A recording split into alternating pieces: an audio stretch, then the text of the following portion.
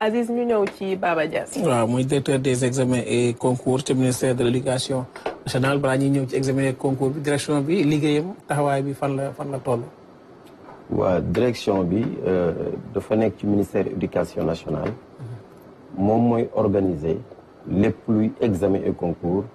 ministère éducation nationale daanaka fukki examen ak juróom-ñett mën naa ni juróom-ñett parce que juróom-ñaar la woon léegi ak linaag yi tege ci juróom-ñett moom la ñuy organiser chaque année ànd ci nag ak les services et direction technique du ministère éducation nationale ànd ci aussi ak service déconcentré yi muy inspection d'académie yi ak inspection de l'éducation et de la formation yi ci gën a ràññeeku nag mooy CFE bi ak BFM bi daanaka moom la nit ñi gën a xam mais yu ci yeneen yëpp ñun ñoo koy organiser comme le concours Mariama Ba le concours lycée d'excellence de Diourbel les LINAC je l'ai dit tout à l'heure Dararama les examens professionnels des enseignants CAP CEAP les certificats de fin de stage n'est-ce pas le concours comme le CREM yooyu yëpp ñun ñoo koy organiser loolu yombul de loolu moom day laaj organisation bu rëy rëy waaw yombul dafa laaj organisation bu rëy waaw sujet yi daanaka li tax mu yomb sax mooy texte yi nga xam ne ñoom ñooy organiser examen yi parce que examen bu mu ci mën a doon rek dafa am texte yu koy organiser moom mooy wax nii lañ koy organiser ñu ànd ci nag ak service yëpp yi ma lim léegi nii dégg nga ba di ko organiser te chaque année wax dëgg yàlla ñu koy organiser organisation bu mucc ayib. li jot a jàll ci at bu ren bi est-ce que defagum ngeen natt pour évaluer li ngeen jot a def ci examen ren yi. waaw examen ren yi ñu doore ko ci certificat bi ak brevet de fin d'études moyennes bi nga xam ne moom la ñuy organiser nii. certificat bi wax dëgg yàlla ren mën nañ ni daan nañ ko organiser mu jaar yoon waaye daanaka ren dafa am ay innovation yu bees yu ñu ci indi depuis daaw ak ren innovation yi mooy la digitalisation du processus de gestion des examens moo waral daaw CFE bi ñu mënoon sax publier les résultats du CFE et de l'entrée en sixième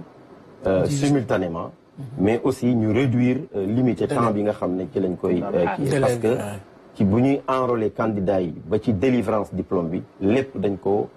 digitalisé grâce à la plateforme Anadol brevet de fin d'études moyennes bi fa lay taxaw parce que moo tax ma ñëw ci ndigalu suñu kilifa pour leeral sénégalais yi dalal seen xel aussi ci li nga xam ne jot na fi xew te ñu xam ko ñun ñëpp alors muy kaaw fraude yi BFM naka lañ koy organiser dafa am texte yoo xam ne moo ñuy permettre ñu mën a organiser BFM ñaar ñoo ci gën a ràññeeku muy le décret 2018 1102 du 11 juin 2018 ak l'arrêté numéro 018 350 du 5 mai 2021 moom moo tax ñu mën a organiser le brevet de fin d'études moyennes mais aussi guide yi nga xam ne moom la ñuy jox inspection d'académie yi ñoom ñooy wax président de jury bi rôle am chef de centre bi lan mooy rôle am inspecteur d'académie bi lan mooy rôle am c'est des guides ensuite dañuy génne ay instructions yoo xam ne dañ koy bind envoyé ko inspecteur d'académie yi pour wax leen nii ak nii ngeen di tëralee examen yi donc texte yooyu yëpp nag dafa am d'abord loo xam ne moom mooy tax ñu mën a ubbi brevet bi mooy décision bi nga xam ne moom la ministre di jël chaque année pour ubbi brevet bi du mois de janvier en fin mars décision boobu bu ñu ko xasee envoyé ci inspection d'académie yi dafa am nag déroulé boo xam ne moom la ñuy tàmbali ànd ci ak service yëpp yi nga xam ne ak ministères yi nga xam ne sax ci lañ bokk bi ci njëkk mooy dañuy enrôler candidats yi chef de centre yi mooy principaux yi ñoom ñooy dugg ci plateforme bi enrôler candidats yi maanaam dugal candidats yi seeni collège loolu amuloon digitalisation moo ko indi bu ñu paree le chargé des examens au niveau de l'inspection de l'éducation et de la formation moom mooy valider inscription bi sur la base du dossier de candidature buñ koy valider ñoom tamit inspection yi ñu ngi préparer centre yi wax proposer inspecteur d'académie centre yi moom la ñuy am ren waaye centre yi day nekk centre yu mucc ayib ndax xam ngeen ne ci nawet la ñu nekk souvent day am ay taw moo tax day nekk centre yoo xam ne dafay am ay critères moo tax ñu mën a sélectionner centre yooyu d'accord bu ñu sélectionner centre yooyu ba valider ko ci biir plateforme bi dañuy ventiler candidats yi ci centre yi dégg nga loolu ñu koy tuddee polarisation des candidats dans les centres bu ñu polariser candidats yi ci centre yi ba pare nag ñun ba stabiliser la base de données bi bu ñu ko stabiliser ñun au niveau de la direction dañ ci liggéey dégg nga ci plateforme bu ñuy tuddee CIFAC n'est-ce pas moo ñuy permettre ñu mën a préparer enveloppe yi nga xam ne ci la ñuy dugal épreuve yi parce que centre bu nekk jury bu nekk dinañ xam ñaata candidat lay doon ñaata par discipline n'est-ce pas et par option ñu préparer ko tirer enveloppe yi dina fekk bu ñuy tirer enveloppe yi nag épreuve yi tabax nañ ko ba pare épreuve yi nag du DEXCO moo koy tabax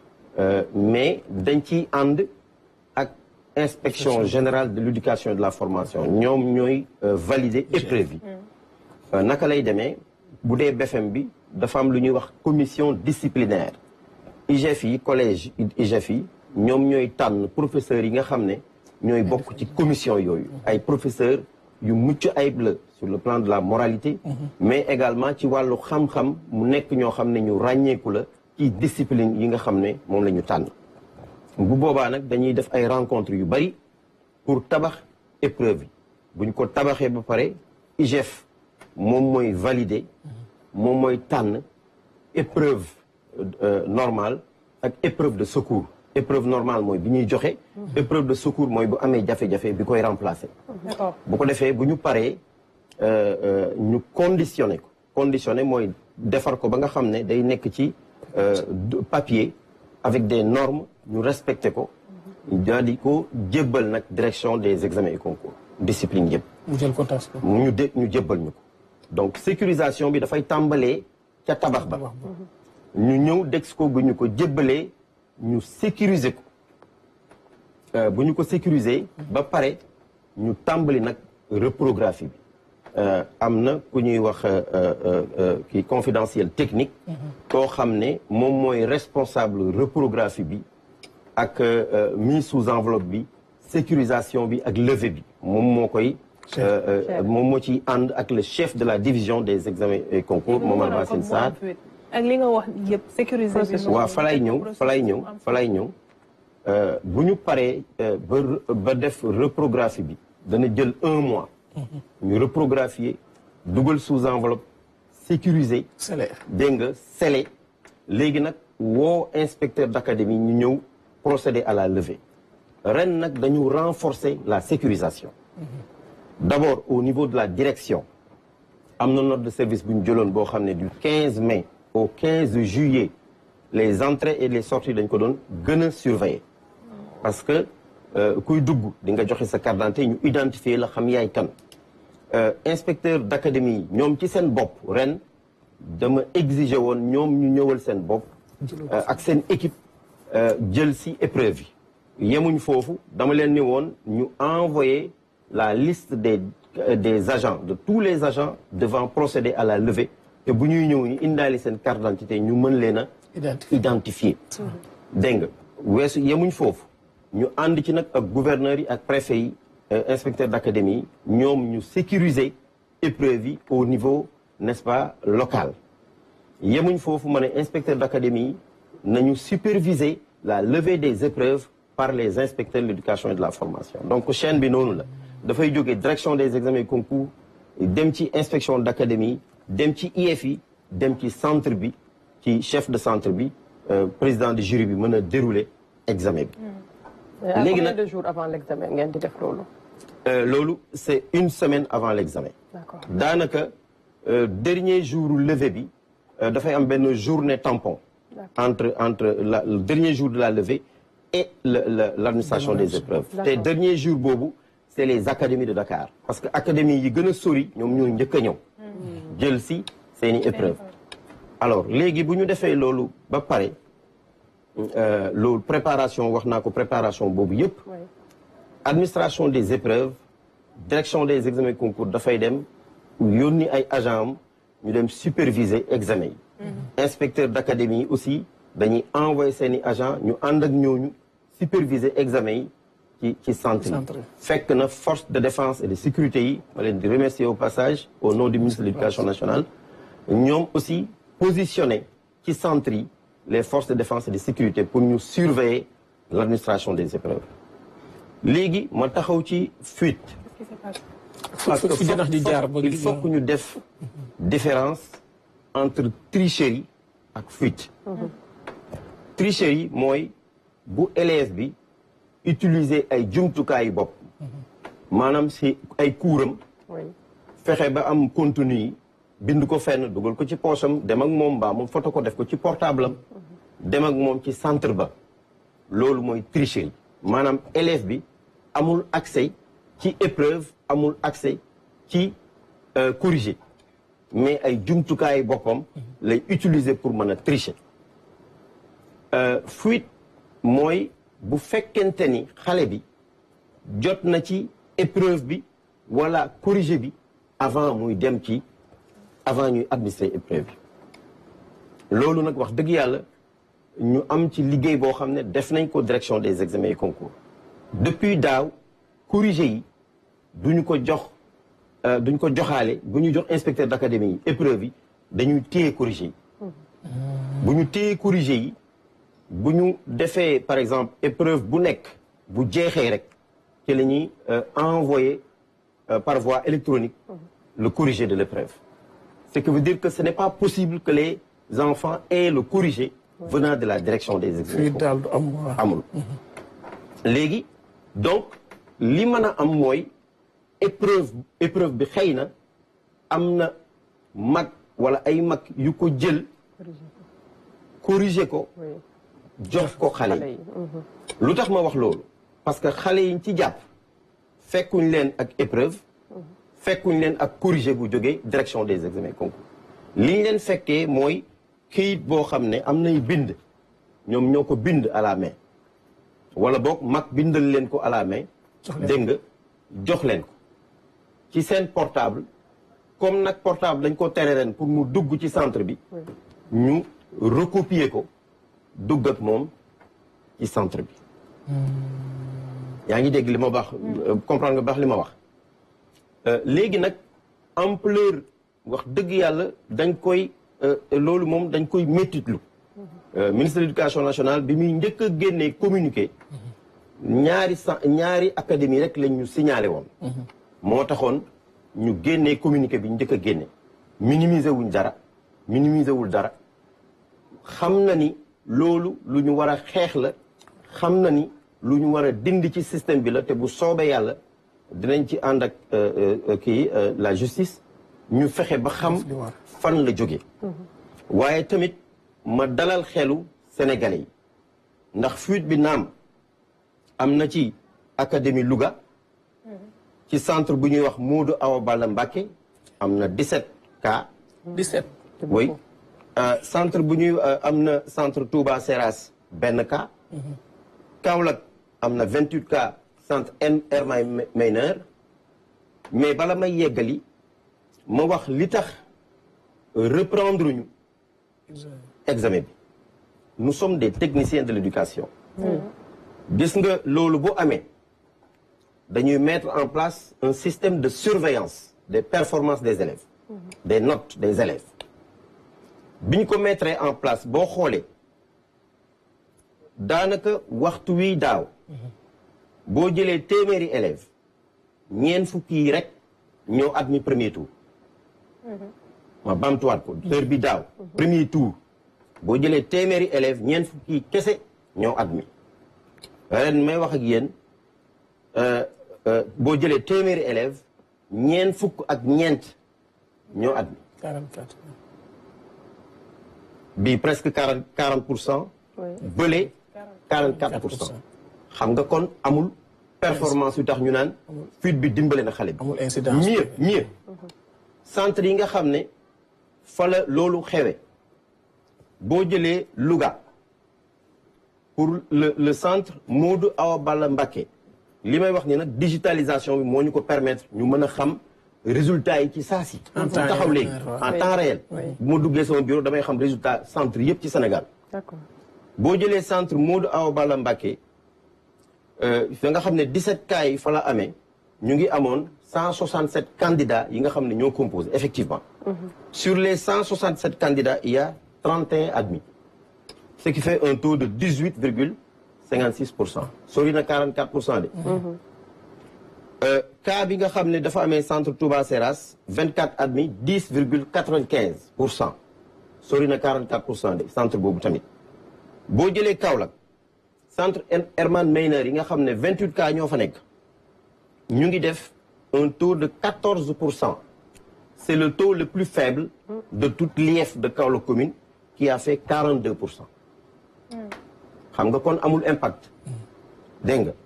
boo jëlee nga jël centre yëpp Pikine Guédiawaye nga jël Thiès aussi il y a 6 cas élite de la nation n'est-ce pas ñoom kese daanaka ñoo ci def un taux qui avoisine en fait qui est supérieur à 44%, 45,58% là. D'accord. Donc boo jëlee xayma fi mu am yëpp amul impact ci fonction non seulement déroulement normal de l'examen mais amul impact ci performance des élèves. te fépp fu mu amee waa tuuti rek bala nga may laaj fépp fu mu amee on a appliqué les textes. Je vous dis que le BFM est organisé par un décret et un arrêté. soo jëlee arrêté numéro 18350 du 5 mai 2021 daf ne bu cas de fraude amee ñetti façon la ñuy def bu fekkente ne la fraude est avérée pendant le déroulement dañu exclure xale bi noonu lañ def ñu centre yu ci bëri dañu exclure xale bi am na ci benn centre rek bu ñu ma signalé boo xam ne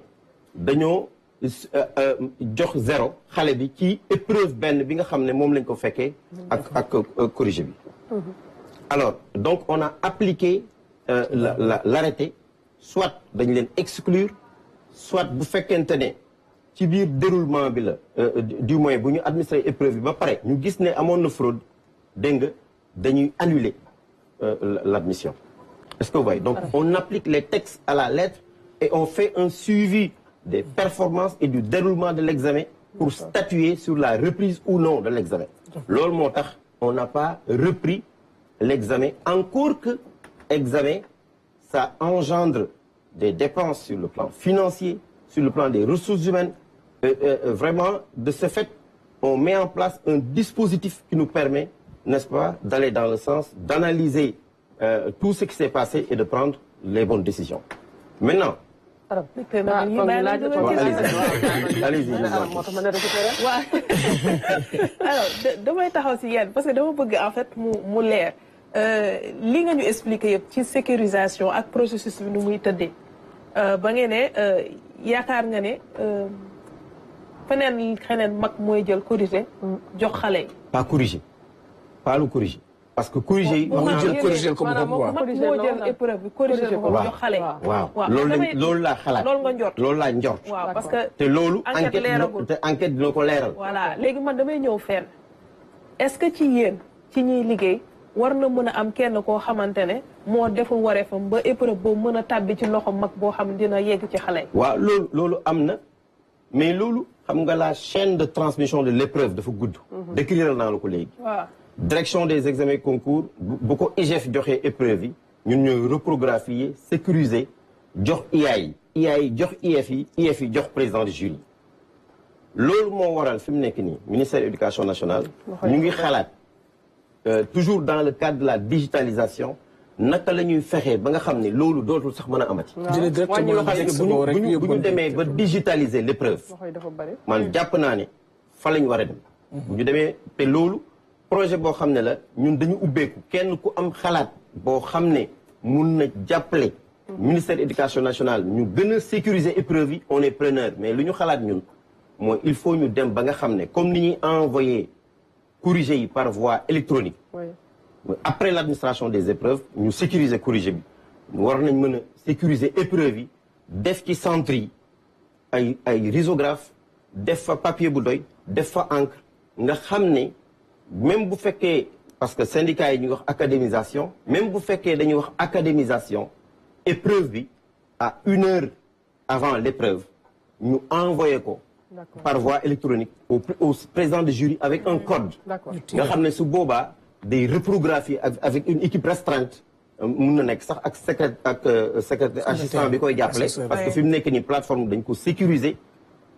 président de jury bi ak assistant bi rek ñu am code d'accès dans la plateforme donc bu ñu defee noonu am naa yaakaar ne dootuñ dégg ci fuite. D'accord léegi Baba man li ma bëgg a xam tant que yaa ngi koy wax élève bi dañ koy exclure. quand vous parlez d'exclusion est-ce que dafay nekk ci système éducatif sénégalais yëpp c'est-à-dire aussi bien ci public que ne ci privé. déedéet parce qu'il y a des sanctions administratives et il y a des sanctions pénales. Très bien sanction administrative bi wax naa la ko nee naa la mun nañ ko exclure ci examen bi. maanaam du yeggali bu fekkente ne la fraude est avérée. oui. du yeggali examen bi. dañ koy ajourné déjà. dañ koy ajourné déjà. oui. bu fekkee yeggali na ba nga xam ne pare na ñu gis ne am na des éléments de preuve yu wane ne am na fraude dañ koy ajourné. D'accord bu fekkente ne publier nañ résultats yi ba pare ñu gis ne sax am na des éléments de preuve aussi dañuy le président du jury reconvoque la commission à l'identique et annule l'admission de l'élève. Est-ce que vous voyez? mun na aussi ñu tere ko def examen ci diir bu yàgg mais li ci gën a bëri 5 ans la loolu la texte bi wax. oui 5 ans kay bëri. ça li ci gën a bëri 5 ans la. toog du def examen. mais dina am droit dem ci privé inscrire jàngaat continuer. waaw mais même bu jàngaatee du def examen du mën a def examen. D'accord dégg nga te ñun sanction yooyu sax bu ñu sañoon xale yi. dañuy dellusiwaat ci éducation aux valeurs comme ni ko ministre éducation waxee ci communiqué bi. éducation aux valeurs ba nga xam ne xale yi képp ku leen bëgg a sax manipuler ñu bañ ko parce que nag nous sommes dans un contexte boo xam ne xarala yu bees yi dafa bëri réseaux sociaux yi dafa bëri am nay avantages mais am nay inconvénients dégg nga donc foog ñu dellusiwaat ci éducation aux valeurs. intelligence artificielle man côté intelligence artificielle yegsi na. très bien intelligence artificielle ñëw na da nga koy jox sujet mu traité la ko. léegi jox la ko. dégg nga c'est difficile et c'est compliqué. mais quand même yàlla mu ngi ñuy dimbali. parce que wax naa leen ko boo xoolee analyse bi ñu def pointu à montrer encore une fois que amul incident majeur. sur le déroulement non seulement sur le déroulement normal de l'examen mais aussi sur les résultats loolu nag ma ciy jaajëfal les inspecteurs d'académie les inspecteurs de l'éducation et de la formation et les présidents du jury yi nga xam ne ñoom ñoo nekkoon ci centre yi ànd ci ak seen secrétaire yi ba identifier candidats yi parce que loolu lan moo ñu war a mën a yóbbu ban situation ñu àgg ci ngeen génne secours lan moo koy indi mooy maanaam ñu épreuve bi am na fuite bu avéré boo xam ne xale yi am nañ épreuve bi dégg nga wala ñu génnee épreuve bi ñu gis ne am na problème. D'accord. te loolu sincèrement wax dëgg yàlla man ba ma nekkee Dexco ba léegi amagul. quand vous dites am na problème lan mooy doon problème. te avant aussi quand vous dites am na problème. ban façon problème lay doon fuite na quoi fuite am na quoi. comme dafa ne ñu génnee épreuve bi mu fekk am na problème. waaw am na problème au-delà de la fuite. peut-être xale yi am nañ jafe-jafe. ci formulation épreuve yi. pour mën ko traiter. Très bien. genre yooyu te loolu wax dëgg yàlla li muy am bu fekkee am na it man fekkeewu ma ko. oui dégg nga parce que wax naa la ko ce sont les inspecteurs généraux de l'éducation et de la formation coordonnés par la doyenne. l'inspecteur je remercie au passage. ñoom ñooy liggéey épreuve yi ànd ci ak commission disciplinaire yi valider ko jox ñu ko. ñun ñu reprographier. jox inspecteur d'académie. ñi ngi jëm ci deuxième tour yi ni ngi ëllëg ci àllarba ji. tey jii message bi lan la jëm ci élèves yi parents d'élèves yi surtout ak surtout personnel enseignant bi ñi nekk ci jury yi. waaw may kii rek di joxaat confiance di wax ñu am confiance ci suñu système éducatif am confiance ci liggéey bi nga xam ne moom la ñuy def. man de direction des examens concours ren mooy sama ñeenteeli at foofu. mais je vous assure que équipe bi am foofu amuñu bëccëg amuñu guddi. liggéey rek la ñuy def. wax naa la nombre d'examens yi ñuy organiser par année. avec tout le stress n'est-ce pas, avec toute la responsabilité, mais il y a une rigueur qu'on imprime dans la gestion des examens. ànd ci nag ak toutes les directions et services du ministère de l'Éducation nationale. Donc vraiment, ñu am confiance ci système éducatif bi, di jaajëfal enseignants yi ak organisation syndicale yi, dégg nga di jaajëfal surtout inspecteur d'académie, inspecteur d'éducation de la formation yi ak n'est-ce pas les présidents de jury, les chefs de centre, les surveillants, gën leen a remobiliser, n'est-ce pas, deuxième tour bi moo ci des pour ren ñu gën a góorgóorlu gën a sécuriser épreuve yi wax xale yi nga xam ne tamit ñoom ñoo def deuxième tour bi ñu góorgóorlu bañ a tricher bañ a dugg ci loo xam ne day tax ñu éliminer leen examen. Parce que tamit le BFM sanctionne le cycle. Oui. C'est des compétences qu'on mesure, des compétences de fin de cycle la ñuy mesurer. bu fekkee xale bi jàng nga ren amul grève amul dara. xale bi jàng na mais normalement war na am résultat yu baax loolu sax moo waral boo xoolee on a quand même fait un bond. On a quitté 39,45%, presque 40%, à 44,%. Vous voyez, donc on a fait un bond qualitatif, malgré, n'est-ce pas, ce qui s'est passé et qui n'a aucun impact sur le déroulement normal et sur les performances des candidats. jërëjëf Baba Diassé ñu koy gërëm bu baax ci leeral yi directeur des examens et concours ca ministère éducation nationale ñu gërëm la bu baax Catherine Dorissa xanaa ñi kañ lay tàmbali pèlerinage bi. le 22 août. le 22 août. ñu wane ne kon yaa ngi doon wax sànq waajtaay mën nañ ci nekk. ay randonnée yi dañ ko def ay randonnée pédestre rek pour permettre. non loolu kay dañu xam ne koy bàyyi. may dox marche rek merci beaucoup muy coordonnatrice édition 2025 bu pèlerinage au lieu de la chrétienne gërëm nañ la bu baax. merci aussi Mame Diawa Diallo.